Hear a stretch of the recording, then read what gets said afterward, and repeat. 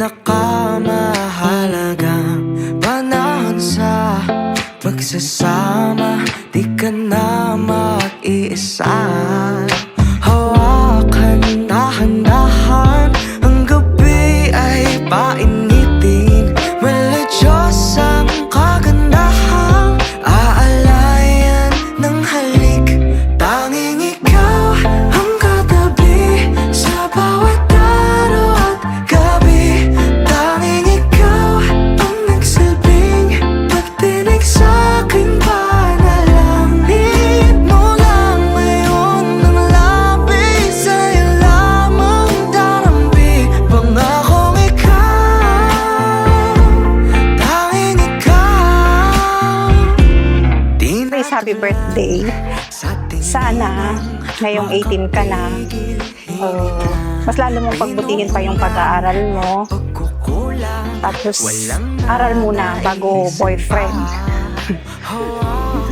Sana napasaya ka namin dito sa hinadami ni Papa mo sa'yo.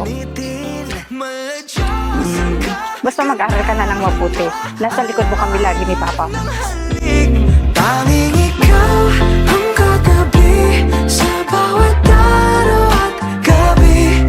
Tanging ikaw ang nagsilbing pagtinig sa'king panalangin mo lang ngayon. Ang labis sa'yo lamang darambi. Pangakong ikaw, tanging ikaw.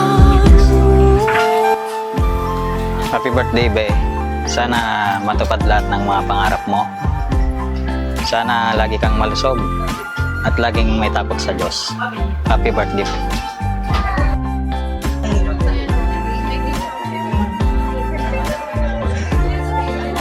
Baka agaudakis, pero ayaw mo malaya. Ayaw may alagaran mo. Nununaat kasi, sa kwento siya, agawan dibong.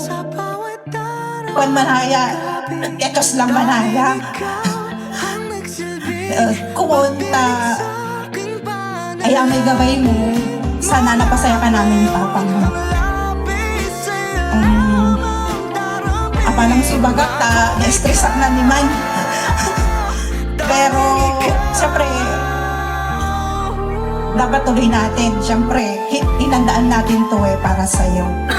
So, ang tunay na may kunibagang, manaral kan maong anak ko. Siyempre, ama na ba sumo, ikin mo ito ka. Antak, wata may rents. Siyempre, wata gilig-gilig, di ba? Pero, siyempre, pananaral mismo, uno na.